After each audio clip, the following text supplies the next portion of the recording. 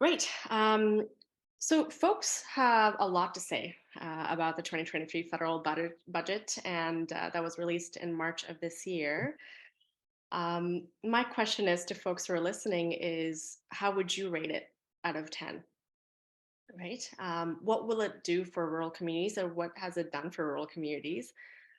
Of course, a lot of promises have been made. However, it's very evident that the trust is rapidly declining among citizens within rural communities as well. So the big question is, will it hinder or will it support progress? Um, so I'm really, really excited to welcome three, I want to say, unapologetic, unfiltered change makers in rural Ontario. I want to start with Kelly Bergeron, who's a tech educator and a community placemaking leader. Lisa Deacon, who's a municipal councillor for the Township of Russell. And of course, Shauna Rae, who's a rural entrepreneur, as well as CEO and podcast host for Radar Media. So my name is Somi Rajasekaran, and I'm the founder of Build Up and Build Up Women series. And I am joining you from Ottawa, which is the unceded territory of the Algonquin Anishinaabe. So thank you for being here. So let's dive right in. So I wanted to ask each of you, what is your one call for action within your own rural community? And what do you actually hope that folks take away from our conversation today? So perhaps Kelly, I can start with you. Sure. Thanks for having me on. I would say the biggest call to action is for rural communities to have just a strong voice at the table. I've lived in Cornwall for almost 7 years now, moving back from San Francisco and Toronto. So I've seen what it looks like in bigger cities. I really think that rural communities need a lot more funding to deal with poverty and other social issues. So that's basically why I'm here, to speak up and give a voice to our community. Thank you, Kelly. And I'll go over to you, Shauna. Thank you so much for the opportunity to be with these amazing women, all of you. Thank you. I live in a rural community. I've been here for about 8 years. I grew up in a small town, and I would say that what I want folks in rural communities to do is think about your most vulnerable people and how are you taking care of them. We complain about all of the things that we don't have, and many of us fail, including myself, to be grateful for the things that we already have and look at who are suffering and who are challenged. We are worried about people taking our land, worried about people newcomers coming and taking our jobs. That's an old story that we keep telling ourselves. And if you live in the past, the future is hard to see. So I challenge folks to look at what you have. The time is now to speak up. A lot of people feel isolated and underrepresented. And I just challenge you to have a voice, not just for yourself, but for the other people in your community who don't have a voice. Oh, that's a great call for action there, Shauna. Lisa. That's a tough one to follow as somebody who has been elected recently by my community to bring voices forward that are underrepresented and unheard. Thank you, Shauna, for reminding me of that commitment that I've made to my community and the work that I'm doing. My one call to action, I think, kind of building on Kelly's point a little bit, is the opportunity here in rural Canada. And I love that we're all connected in some way. Rural Canada knows rural Canada. You know, everybody knows the big cities, but if you have someone from rural Canada who says, I live in Dorchester, somebody else from rural Canada will understand that exactly where it is. So I think that sometimes what's missed in government budgets and in the conversation around rural Canada in general is the opportunity and the dynamism of rural innovation. I think a lot about the ties that bind our communities. We are the communities where not too long ago, folks were still doing barn raisings together, meeting at the community halls for the strawberry shortcake dinners. These are communities that are built on volunteers and built on a real sense of civic engagement. So I also don't want the conversation to be about what we don't have here. I'd like it to be about what we do have and what we need more of. And I think that when we pepper in the project of decolonization or of truth and reconciliation, I like to call it the project of decolonization. It's important, and we have an opportunity here in rural Canada with so much large space around us, so much access still to natural spaces as well, to be ensuring that we are listening to Indigenous knowledge and bringing that into every project that we pursue in Canada, including a national federal budget. So when I was looking at the budget today, that was just something that struck me as how is decolonization included in here? How are Indigenous ways of knowing included in here? And to build on that, a brilliant woman around Winnipeg, Angela de Montigny, who works in Indigenous innovation spaces, always says, support youth, think of the babies and what's going to help the babies to thrive. And I was pleased to say that the budget did stipulate looking at what we can do for greatest long-term impact that kind of resonates with that 7 generation sort of thinking. What are we doing today to make sure that 7 generations from now, we have great communities, great thriving rural spaces and remote spaces in Canada? So I guess I just want to summarize. It's about opportunity, it's about innovation, it's about dynamism of rural Canada and some of the things that we can build upon that are really rich out here that perhaps don't exist as much in the big cities. Yeah, no, thank you, Lisa. And that's a great way to really segue into kind of the next piece, right? There has been a lot that was included in the federal budget as it relates to rural communities and support. And oftentimes that is the one thing that's lacking is the limitation, right? So it's the limitation of access to food, limitation of access to transportation, access to support services. I could just go on, infrastructure and so on. I did realize that a lot of the budget recognized that in terms of increasing those number of initiatives to really push at improving those key elements in terms of ensuring that everyone has access to the basic needs. And so I'll name a few. So one of the things that was addressed was, ensuring that there's 45.9 million over the next 4 years, starting in 2024-25, to really expand the Canada Student Loan Forgiveness Program. However, it was very specific in the sense that it was for doctors and nurses in rural communities, right? So what does that look like for folks who are looking to invest in their own community and wanting to stay, because it's just such a focused area. But that's the other side of the coin, is that a lot of doctors and nurses are leaving rural for urban, right?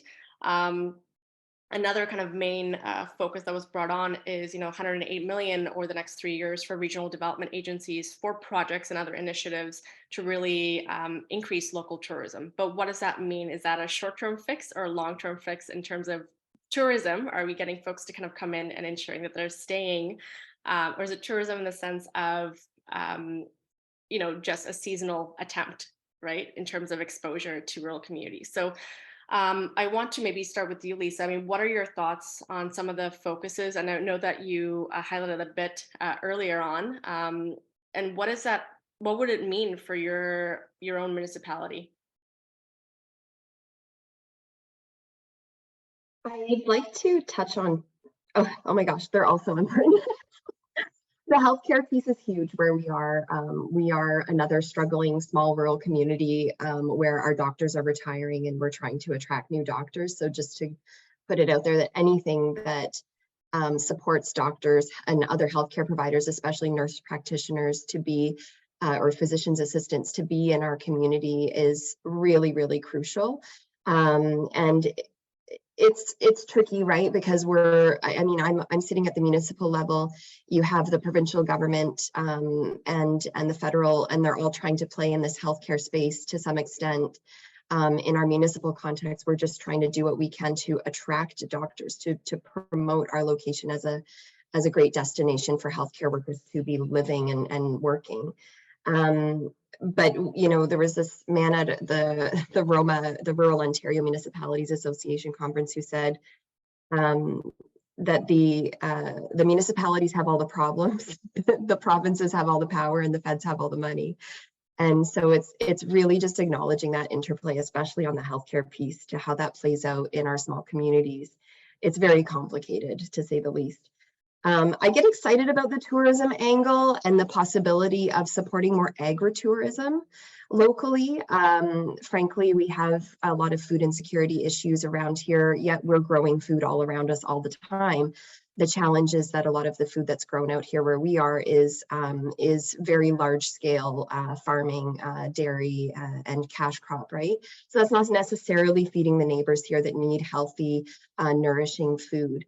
So I do see in our communities that agritourism is a space where smaller producers are able to grow and be sustainable and participate. They're very likely to be participating in collaborations with local food banks and other community gardening projects, for example. So I like the idea and the link between those.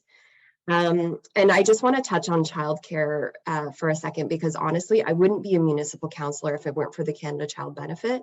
I wouldn't have enough money to be able to be in a municipal councillor role. So I just do want to give a shout out to how meaningful and important that has been to my own career and my ability to serve in the role of municipal councillor at the table. I am the only woman. I am the only woman who ran last fall as well.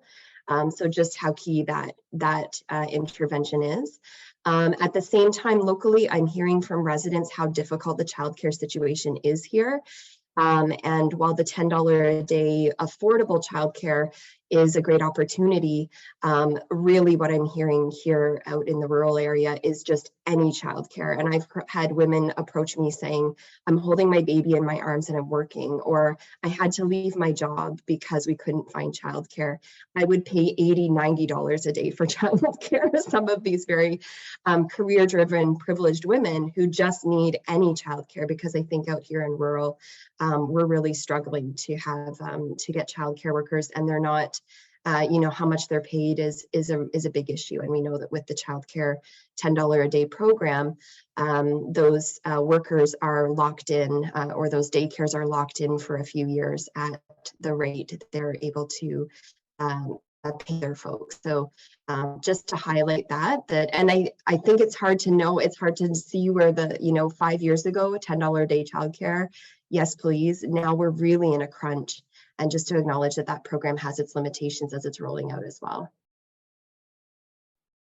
Yeah, thanks, Lisa. I think that's a great point in terms of affordability. I think that played such a vital piece because even speaking for myself as a mom, it was really expensive. So the conversation about how do we budget for something that is incredibly expensive to begin with, so you're put in a position where you choose to either go to work or you are a stay-at-home parent, and you do what worked best. And then the $10 a day, right, unfortunately is not implemented in every daycare system or private or public daycare system. So but to your point, yeah, absolutely, there's a huge need for support for parents in terms of just getting childcare, because it is a catch-22 in terms of working or doing unpaid work, right, for your child. So great points there.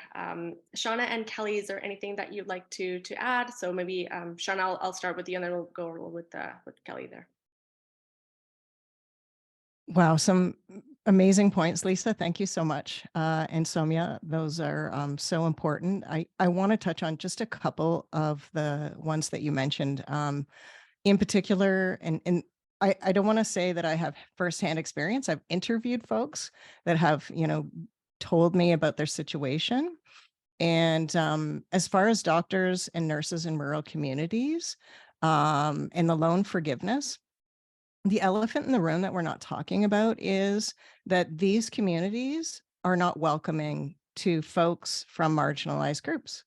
And that's why they're going to take a contract in a small community. And once that contract's up, they're going to move to a bigger city where they feel more comfortable. They have cultural food. They have folks that support them. And they're not discriminated against. A student, a med student that I spoke to told me that the number one reason why med students who do a practicum in a rural community don't stay is discrimination, racism. And that's a big problem. That is something that we need to face. We can throw money at a lot of things, but if we don't look at our own rural communities on a local level and look at things that we maybe don't want to look at or that are uncomfortable and awkward, we need to lean into those conversations. Lisa talked about truth and reconciliation. In my community, we have 3 Indigenous communities within our county. What are we doing to build relationships with them? How are we helping them? And that kind of leads a little bit into tourism. I mean, there's so many opportunities to work with Indigenous communities to do learning tourism, where you can learn on the land. You can educate folks on some of the things that they don't know about and really should know about. Family situations where, you know, you take your entire family and do something on the land, something in the water. Also, with tourism, we know that there is a growing division in rural Canada. Let's face it, the people that showed up in Ottawa, the Freedom Convoy, were not from Toronto and Halifax and Vancouver. They were from rural Canada. And so we have an issue where hate is growing. And we need to talk about it. We need to address that.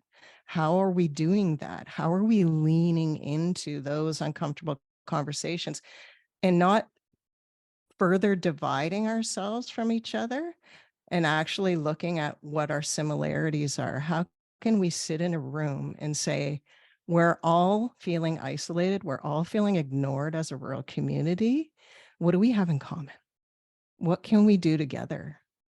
The tourism situation, there's been, you know, there's hate symbols in being, you know, put up on a flagpole in somebody's community. When you're looking for a house to buy and a place to live, if you see that kind of hate in a community, that's not a tourist attraction. That's not something that people are going to look to want to settle there or feel welcome. How about some pride flags? You know, we know that they're being banned, at least in at least one rural Southwestern Ontario community. And that campaign is growing. We need to face that. We need to look inward at ourselves first, at our own biases, and then come together, speak up. The time to sit quietly has passed. Take your voice, use it, use the power. I'm a white, privileged, cisgendered woman, and I have a lot of power. So do all of you. And we can use our voice to help folks. And that in turn makes your community more attractive to healthcare workers, to people looking for a vacation, a staycation, or, you know, looking to do something with their family this summer. I'll leave it at that. Thanks, Shauna. Well, a lot of great point makes, yeah, and it's great because I do recognize a lot of it, and I do remember even my lived experience even now, right? So I think to your point, I love the point about great, you know, you're throwing money at a bunch of these items and supports that are needed, but why don't we just look at the core root of the problem and actually start making change that way? And dig a little deeper who are at these conversations to begin with, right? Who is not at the table or not able to amplify their voices, and how inclusive are these conversations, and how far does it go, whether that's Indigenous communities or whether that is inclusive of immigrant folks. So those are phenomenal points. And I can even tell you, since the convoy, now the safety is a huge issue because the flag now becomes a trigger for a lot of folks. So now what I'm hearing, especially in rural communities, is folks seeing flags that are not around Canada Day, wondering for their safety and what does that mean for them, right? So yeah, thank you for echoing all that. Great points. Kelly, is there anything you would like to add?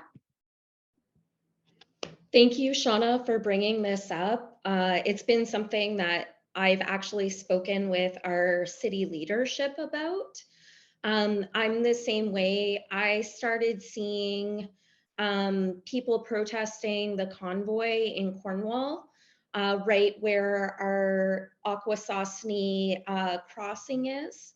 And immediately my heart sunk because I knew that there was such a large presence in our city. We also had a local business who was flying blackface flags of our prime minister, and people rallied and sent emails and tried to get that taken down. Finally, I believe some of the business started pulling out of the building, and then I believe the guy may have sold the building. So we were lucky in that sense, but there was nothing we could do because you have freedom of speech. But, we're seeing all this stuff. And as someone who works with an Indigenous co-founder, I've seen, people talking about, investing in Indigenous women or investing in more Indigenous projects, and, putting a bow on an article saying like, we're all about diversity and women and this and that. But our experiences, our lived experiences as women in this city has been very misogynistic. People who have not gotten jobs from their experience, but who they know or who they're related to, using those positions to hold down the rest of the community. And I've seen the bias against poor people in this community, and I've spoken up against it.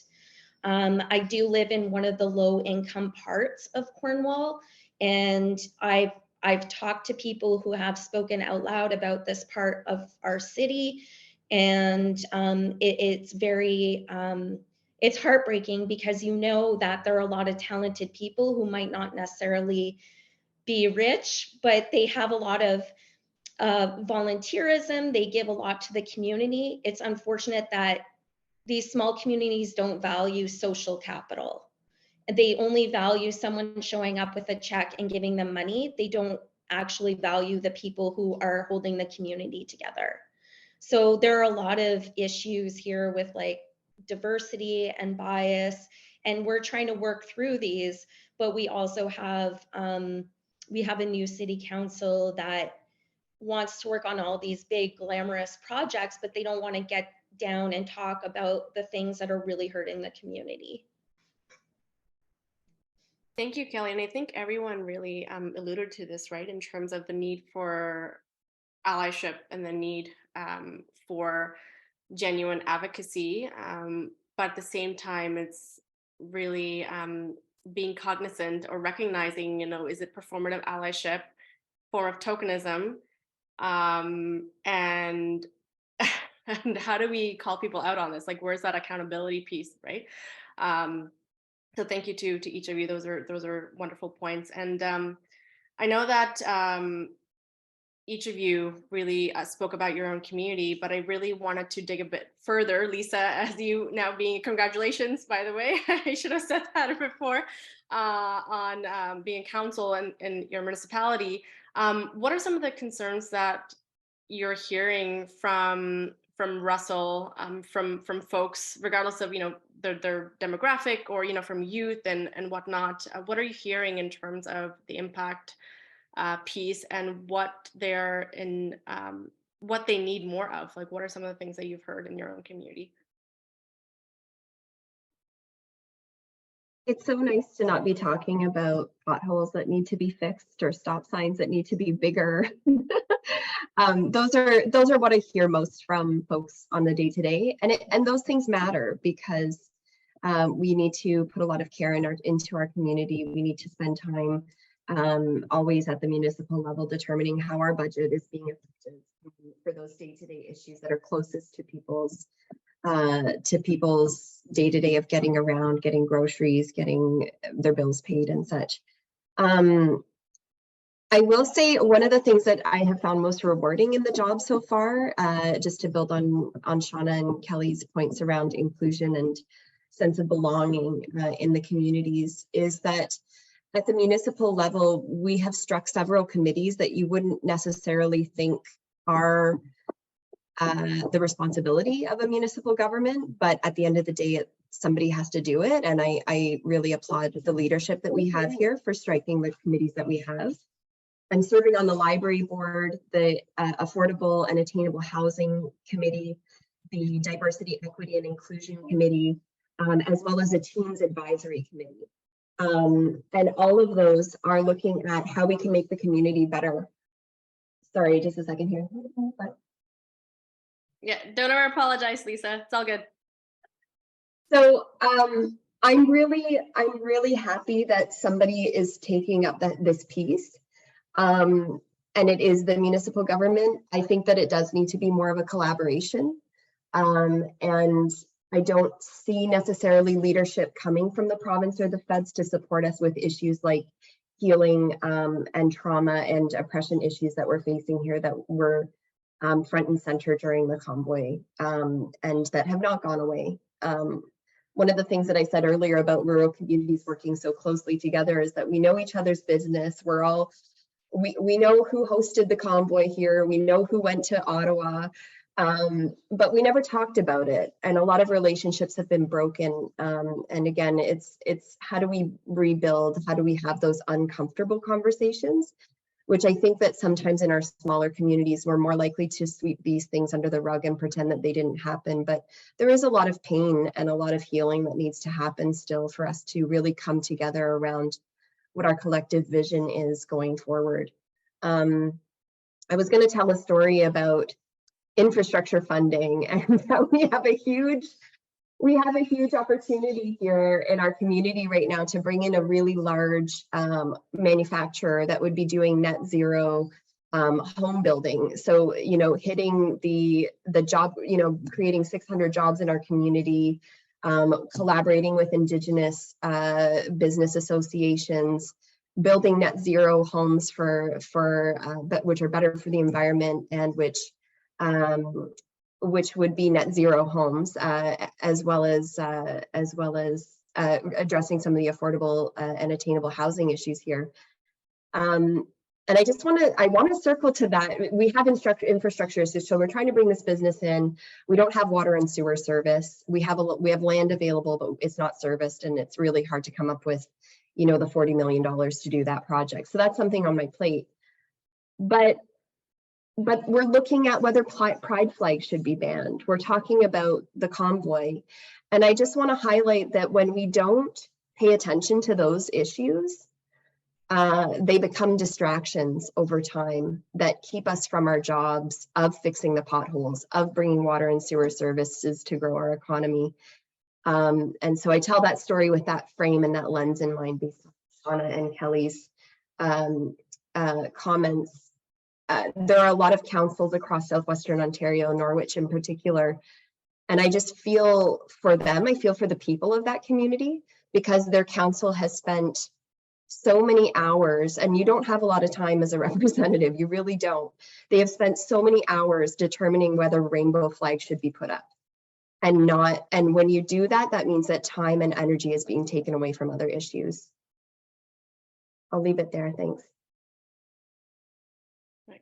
Thank you so much, Lisa. Shauna and Kelly, I would love to hear from your communities and what you've heard or seen. So maybe Kelly, you can start us off and then we'll go over to Shauna.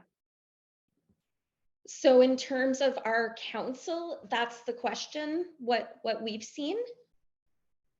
Is that okay? Yeah, what you've seen or heard, from folks in your community as far as what they'd like to see happen more of, or what is missing. Yeah. Yeah, we have there's something that happened here about 6 months ago around the time of the election where a local developer had purchased a lot of buildings in our downtown. And of course, we all saw that as like, uh-oh, big red flag a couple years ago. But he was the only person investing in our downtown. He was making it look nicer, but at the same time, he was flipping places and charging more rent. So we saw a lot of businesses have to leave the downtown, and we saw a lot of movement. But around the time of the election, there was a CTV interview where he said he's suing the city because everything fell apart with his building permits and all these things. And part of the long-term plan was that he was going to build affordable housing in our downtown. And so this story came out, and our mayor and some city councilors jumped on it and said the city needs to do better. And ever since then, those people who jumped on the story, got interviewed, or used it as part of their campaign have not gone back and addressed the issues with the downtown businesses now that the guy is selling all these buildings and increasing rents. And just full transparency, myself and my co-founder were one of those businesses that were in one of their buildings. And we had applied for funding from the city to open a space for virtual reality and getting teens outside of their homes and interacting with people in a safe space in our downtown. And we asked for multiple grants in order to build this space. But given that the city was at odds with this development company, it certainly gave the impression that we weren't funded because of the rift between the city and the developer. So myself and my co-founder decided to move. I gave her majority shares in our company, and we moved to Akwesasne, which is a 5-minute bike ride from our downtown.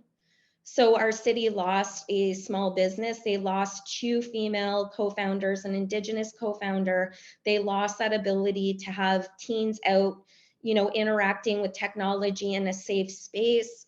And all because of the fact that they didn't want to address the elephant in the room. And that is about the relationships that continue to be broken by really fixed mindset management and the inability to come to the table and create better relationships with these small businesses. And I've sat down with these small businesses, and they've been in tears because some of them have been waiting for building permits for years and have actually left the city. So this huge thing happened, and I decided to start speaking up against it. And I believe that that limited our grant potential. Kelly, well, first, thank you so much for being vulnerable and your transparency. And I definitely feel for that experience and what you both went through. And I think that's part of the concern is what happens to folks that are impacted, who is following up with them, and who is rebuilding trust that has been broken, and what does that look like? Where's that accountability piece, right? The transaction has been made. Was a very transactional way of doing things. So I definitely feel for you, but I'm really also excited for the venture that you've kind of continued on. And it's not every day where you can say that, you know what, yes, folks were able to rebuild, right? Because that's sometimes that's not an option. So thank you so much for openly sharing. Thank you. Shauna, over to you. Wow. Yes. Thank you, Kelly. I think vulnerability at this time is our superpower. It connects us. Thank you so much for it. And I will continue to lift up anyone that has the vulnerability to talk openly about challenges, for sure. I'm going to speak to two things. In my community, and just for perspective, I live just outside of Nilestown, which is close to Dorchester. We are about halfway between London, Ontario, and Ingersoll. And we have a number of small communities within the municipality, but two major ones, Dorchester and Thorndale. They each have a community center. I have a positive story that is kind of similar to Kelly's, in that there is a gentleman who lives here, moved to the community. I think he's a CBC producer, if I'm not mistaken, and he has a son on the spectrum, and he found that video games were helpful for his son and other children. And so he started a playroom experiment. And so he bought up video games, pinball machines, things like that. And he's had different kind of, I guess, play dates, if you will. And just recently in our council, the council gave him free rent to be able to have these play dates, the playroom experiment, in the community centers for free. So that is, the council working with community, and I think that I'm super proud that that's happening here. Also, the council obviously has changed in Ontario recently, as we know. Lisa, you are, I think, relatively new, and we had a dynamo deputy mayor, Kelly Elliott. She's well known, and she started some of the work that some of us are continuing. We have a accessibility and inclusivity advisory committee, excuse me, with council. And then there's a subcommittee that we just reestablished called the Social Inclusion and Diversity Committee. And we are scrambling quickly to put our Pride celebration, our second Pride celebration together. I want to say that our Pride celebration was well attended, and we had no protesters last year. Many happy families, a beautiful day, and we're trying to duplicate it and allow it to grow. We couldn't do that without the amazing volunteers. We have a youth group that is very involved. We have the Boys and Girls Club that's very involved, and some really dynamic and exciting volunteers. And so our council is very supportive of a Pride celebration. So it is a success story, and we're just 30 minutes away from Norwich. So there are communities that are supportive, and I want other people, and particularly people in Norwich and towns like that, to know that we are all surrounding you and supporting you. And, just call on us. We'll show up at your community and support, just tell us when and where. I love that, Shauna, is just having a genuine community of practice, right, where folks don't feel included or represented. And I love that that call out for support if anyone needs it. So thank you. So, I mean, everyone really spoke about concerns and things like that. And one of the biggest concerns or support that is constantly being spoken out about is a lack of funding for rural communities, for whatever that may be, infrastructure or support services or access for postpartum mental health, or even for entrepreneurs and so on. So, and that's just a few. I'm sure dig it a little deeper that there's, for myself, I'll speak for myself, support for the BIPOC community, right, in terms of support services and things like that. So, Shauna, maybe I'll start with you. I mean, how has your journey been as a rural entrepreneur, as it relates to kind of funding, and what are some of the things that you've heard from folks that you've had the privilege of speaking with through Radar Media? Thank you for that. So the first season of the podcast, it's called Clearing a New Path. I interviewed 40 women identifying non-binary and queer entrepreneurs in rural Canada. The overwhelming always issue is funding. And that is across the board, like across Canada, whether you live in a rural or urban community, for women in particular. This statistic I want people to come away with: 1 in 6 woman identified businesses operates outside of an urban center. 1 in 6.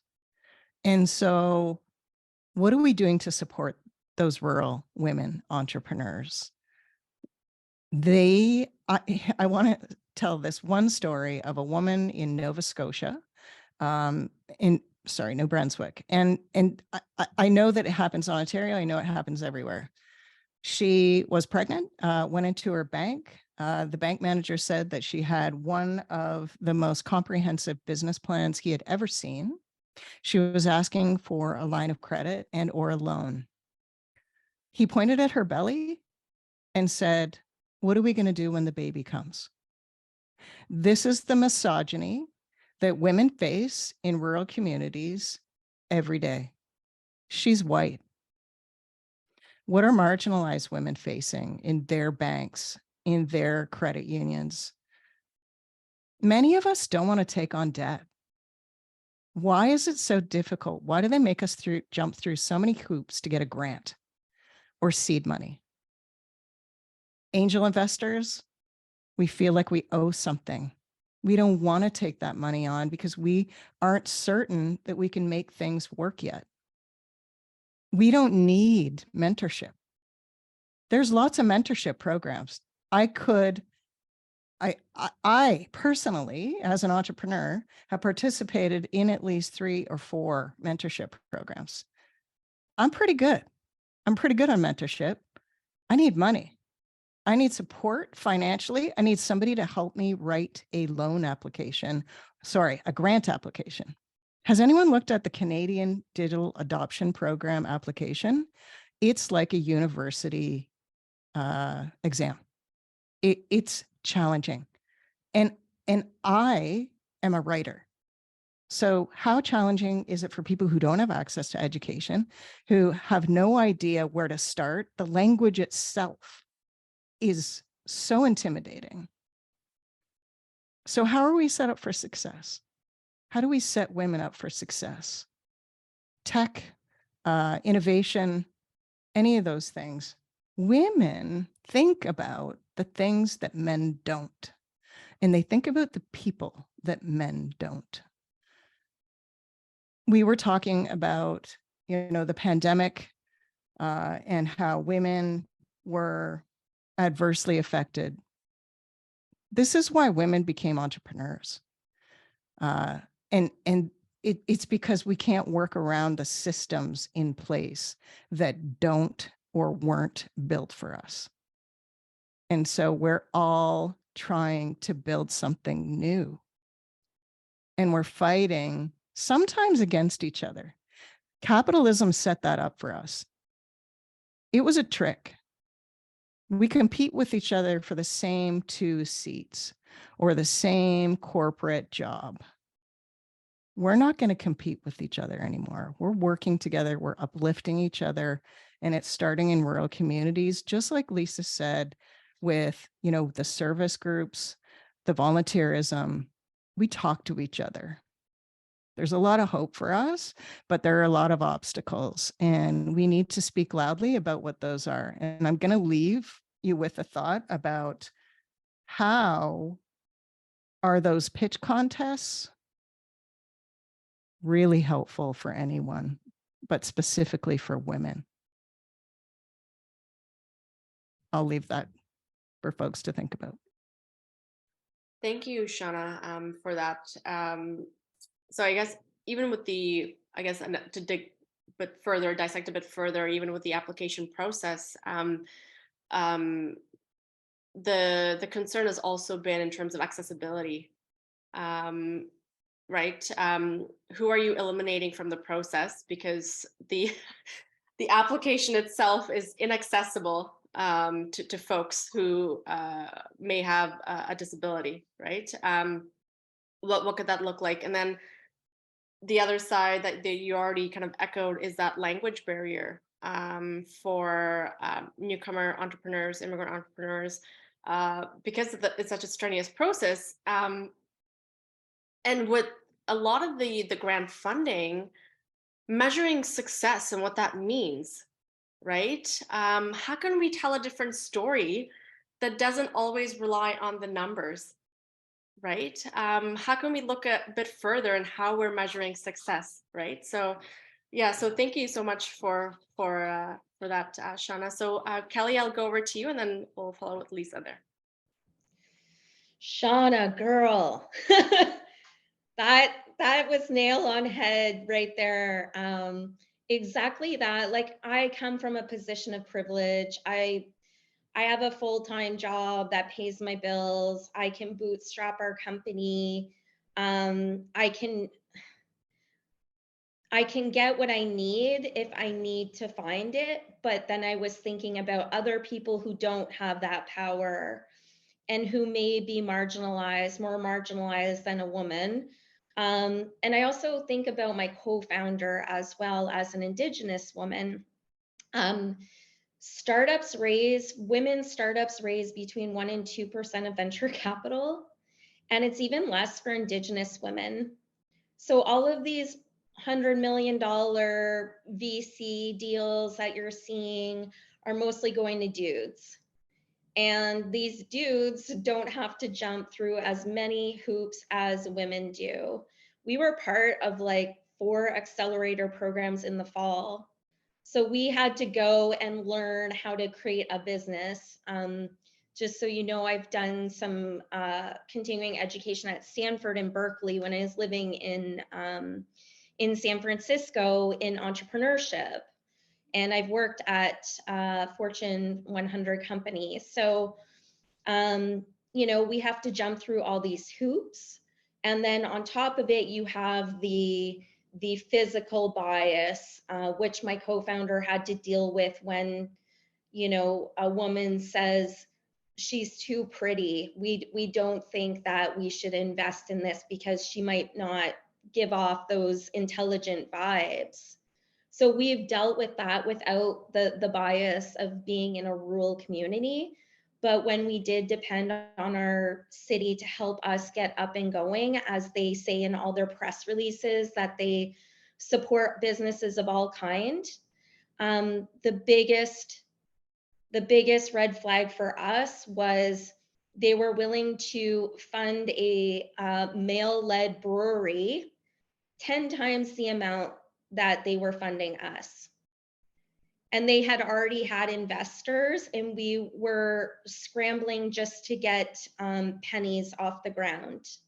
So they told us that we did not have a marketable service. They put down our idea. I left the pitch in tears. And this has been the attitude of our city, is basically if you don't fit in that box, they will not help you. Thank you, Kelly. I mean, I don't know what that would feel like. Again, I appreciate your vulnerability and sharing your lived experience there, and I'm hoping that others can certainly relate and find some comfort in your experience. So thank you so much for sharing that. Lisa, I'll go over to you. Again, I'm going to have a lot of trouble following this up. I'm so grateful to be here with you, and it just reminds me that we need more conversations like this. Shauna, I just want to say amen to the trajectory you described, where the woman goes in, she thrives in a workplace, it burns her out, she leaves because she can't be in an environment like that that's harming her. She starts a business as a result of that. And I think that that's such a common story. And I do think that I agree on the looking at communities and how they invest in their people. Do you want to keep doing what you're doing and expecting different outcomes? Or do you want to invest in the people that are proven to be problem solvers and creators and innovators, which I would say that folks like newcomers to Canada who are rebuilding their lives here, like marginalized people who have had to navigate systems that weren't designed for them. Women, even the youth that are coming up and saying, this isn't good enough. I need a better future here, and I need to see things happening. I would invest in those people. I mean, and it's not that we're not able to be profitable and show a return on that investment. It's just, what are you investing in status quo? Or are you investing in change? And I think that if any level of government budget needs to ask themselves that and figure out a balance that helps them to, fiscally be responsible in a very capitalist system that we are in. I do empathize with that and folks that are putting together budgets. It's the thriving in that space while trying to create another one. And I think that I just really appreciate those comments. Kelly, your example, which unfortunately was a terrible example to live through, but it's such a lesson for all of us, and it's helping us craft something today. I think that's a new vision or a new direction. And Shauna, for laying that foundation. Thank you.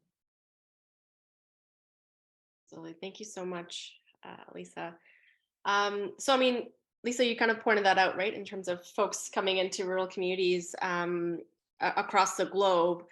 And we spoke about this throughout the conversation, is the inability to feel safe or not having access to opportunities as they may have been showcased that they might in rural communities, right?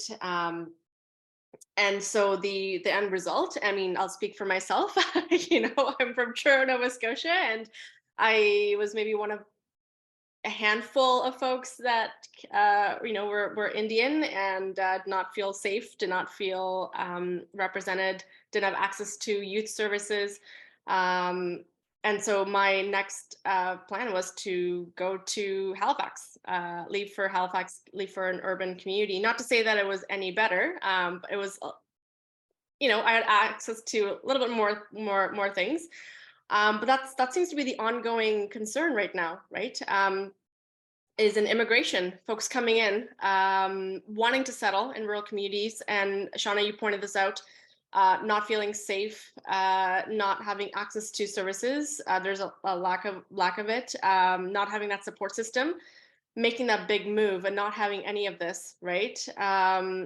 Resulting in folks leaving for urban cities. So what needs to be done so folks stay and feel comfortable to kind of economically invest in their communities for that recovery or that continuous recovery? So Shauna, maybe I'll start with you, and then we'll go over to Lisa and then to Kelly. I have been fortunate enough to actually had the privilege of being in friendship with Indigenous folks and Indigenous friends. And I am part of a sacred circle of women. It's virtual, but one of the women is from BC, and she conducts circles with rural and remote communities. Everybody gets a chance to speak. You actually pass a talking stick, and everybody gets to talk about what your troubles are in your community.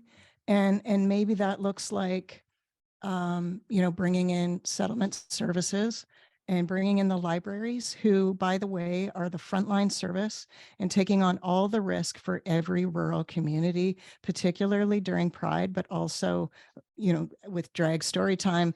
But they are often the first point of contact for any newcomer, because settlement services are there, employment services are there, meetings are there. Those folks, they're saints, really. They are salt of the earth folks. They believe in their communities.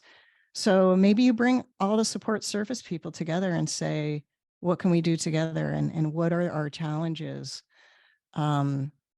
And we need to lean into those uncomfortable conversations. We've all been saying that. It's awkward. It is uncomfortable. I have gotten things wrong a lot as an ally, but you have to be vulnerable enough to know in the outset that you're going to make mistakes, but you have to try. And that's the vulnerable part, is you're not going to be perfect. Again, a capitalist colonialist trick. You have to be perfect, right? We don't have to be perfect at all. In fact, like I said, the vulnerability connects us. How many people are going to hear Kelly's story and identify with that and feel not so isolated in their rural community? So I think people being brave enough to organize those conversations. We have privilege of sitting and doing nothing. That is a privilege. Doing nothing is a privilege. So I challenge everybody to light a fire under your ass and actually get in there, speak up, attend meetings, volunteer for a committee, get awkward, ask questions, ask someone you trust, hold space for people who don't understand and are ignorant to what's happening.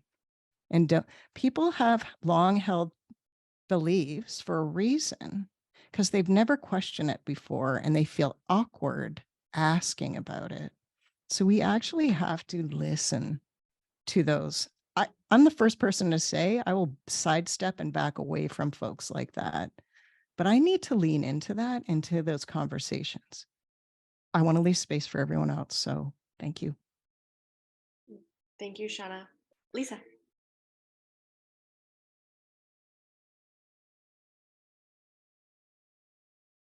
I don't have much to add on this one. I think that it is about service providers coming together. I do think that it's about some sort of support for those conversations to happen. And sometimes it's hard. Sometimes it's difficult in rural communities because our communities are built on such traditional organizations that don't necessarily have a mandate to have difficult, awkward, uncomfortable conversations. Like who exists to do that in a rural context? It's really, I would say, I struggle at that. And I think as a counselor, I'm trying to do that at the committee's table, especially the diversity, equity, and inclusion one, where right as soon as the committee was struck, we're already up to 4 consultations that we've done with different groups to listen and get coaching from experts on how to mobilize that into meaningful action here. But in terms of, I agree, there's something about libraries and the magic there, and the idea that all ideas can exist in a library. And it's a great, just going back to the fundamentals, being able to maybe mobilize those spaces and expand what they may perceive their mandate to be, to be those brave, courageous spaces where folks can gather and have those conversations. It's tricky. There is no silver bullet. And again, it's who's doing it in our communities and also who is funding it. I would say that there is really nobody funding sort of generative future-based anti-oppression work-based conversations that would really bring a lot of freedom to everybody, including people holding a lot of privilege. There's a lot of suffering that happens in rural communities and kind of manifests itself as mental health issues. But that suffering is suffering that is shared, maybe not as much as with equity-seeking groups, but these systems are harming everybody, is what I want to say. And in my community, we are kind of straddling that rural suburban identity. That's kind of our crisis here. We're 30 minutes out of Ottawa and have grown 20% in the last 5 years. It's a huge change. We have a group starting a mosque here, and we have people of Muslim faith moving from Toronto and Whitby and Oshawa because they hear that there's a prayer space here for them. So these folks, they are building community connection. They are trying to also navigate what that means for the more traditional community that is here. And I'm just so glad that I get to be here in this time in the role that I'm in, to be a steward of this. And I just want to thank everybody again for their comments and look forward to hearing what Kelly has to say about it too. Thanks, Lisa. Over to you, Kelly. Yeah, so I don't know if many of you know this, but Cornwall was one of the big locations of asylum seekers coming in. We've had an influx. The government bought one of our hotels to be able to put everyone up. And our city was having issues with communications with the federal government. Asking for funding to help support the asylum seekers in our area, because now that we're underfunded, we have this influx, and then all of the resources are being used for this new wave. The city's been really great at establishing different programs and organizations in order to support the influx of refugees and immigrants. And I know the federal government has been questioned about their communication and things like that. So I think, I'm not entirely sure if our city got that additional funding, but I just wanted to point out that they seem to realize that that was like a really contentious issue a couple months ago, and they dealt with it and asked for what they needed. The really good news that came out yesterday was there was an unfortunate, there were a bunch of deaths on the St. Lawrence River a couple months ago from people trying to get across to the US from our border. So there were about 8 family members, Romanian and I believe Indian descent, if I'm not mistaken. I can't remember exactly, but there was, really sad instance of people very desperate wanting to get into the US. And yesterday there was an announcement from Akwesasne Police where the federal government announced that they were going to fund the local police force in the reservation, the Indigenous reservation, instead of paying the RCMP to oversee things. So that traditionally would have been the way that the government would have dealt with it before in this community, but now the government is actually just giving them the money, and they've actually given them funding to help provide support programs and services up to about $900,000, so that they can help build more community and build a healthier community as well, and to help recover from this tragic incident. So that was a really good piece of news, that they weren't just going to have the RCMP oversee it, that they were trusting the community to be able to solve their own problems. Wow. Yes, that's an unfortunate series of events. And I can only hope that there is some actionable pieces that are done, not as a result of unfortunate events, but something that's done preemptively, right? So, I mean, I can, as I said, can certainly go on and talk about everything and anything, but I really wanted to thank each and every one of you for being very unfiltered and echoing what is needed and what is working really well within your communities, and for being vulnerable and sharing your experiences. And again, congratulations, Lisa, on being counselor. So I'm really excited to see some of the changes that are happening within Russell while you're there as a counselor. So I'm excited to see how things unveil. And Shauna, thank you so much for sharing some of the conversations that you've had with folks through Radar Media, and I'm excited to see what's next as well. So I want to thank you, everyone, and I can't wait for folks to have a listen to this. So thank you, I appreciate it. Thank you. Thank you so much. Thank you so much, Sonia. You're awesome. This is great. Yeah, great We're to so be in lucky that you're conversation. creating these spaces. Thank Yeah. you. Grateful. Thank you.